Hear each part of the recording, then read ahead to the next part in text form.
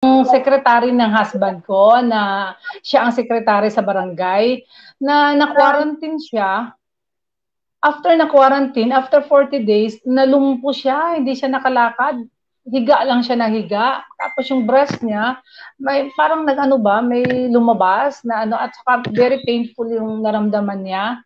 Hindi siya makagalaw, yung ganun. Tapos, meron ako dating ini-introduce, pero medyo matagal na yun na ano, hindi pa rin. Yung Synergreens ang pinatake ko sa kanya.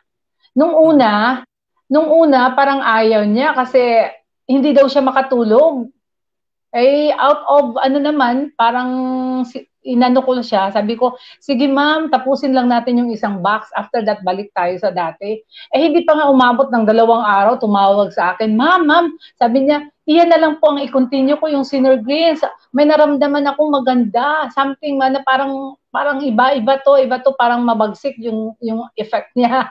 Ayun, sa awa ng Panginoon, ngayon, nakakalakad na siya. Yung dating pag pumunta siya sa Divine Mercy, 4 daw na tao yung nag-aano sa kanya, nakahawa kasi ang bigat niya eh. Parang ang daming tubig sa katawan niya. Ngayon, nakakalakad na siya mag-isa. Nakakaligo na. Wala na siyang hindi na siya sa wheelchair. So, praise God na nakatulong talaga. Na-amaze talaga ako sa product. Yun talaga ang nakaano sa akin. Kaya, at ang isa pa, yung brother ko. Kasi every Sunday kasi yan, yung brother ko, umuwi kami ng husband ko doon sa baryo namin. Doon din kami nagla-lunch and then uwi din. Ang nangyari, napansin ko yung isang linggo, wala yung brother ko. Kasi mga line of 7 na kasi yan eh. Pagka next, wala pa rin. So, pinuntahan ko doon sa bahay nila.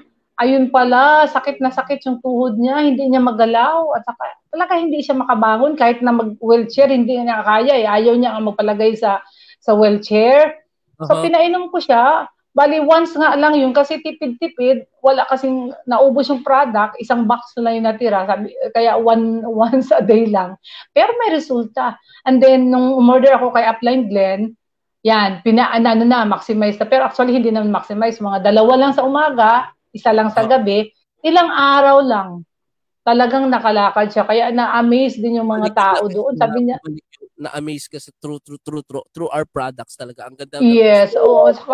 Naalala ko yung isang brother ko na, nakabos ba sa products na yung may lung cancer kong brother na sabi ko gusto ko rin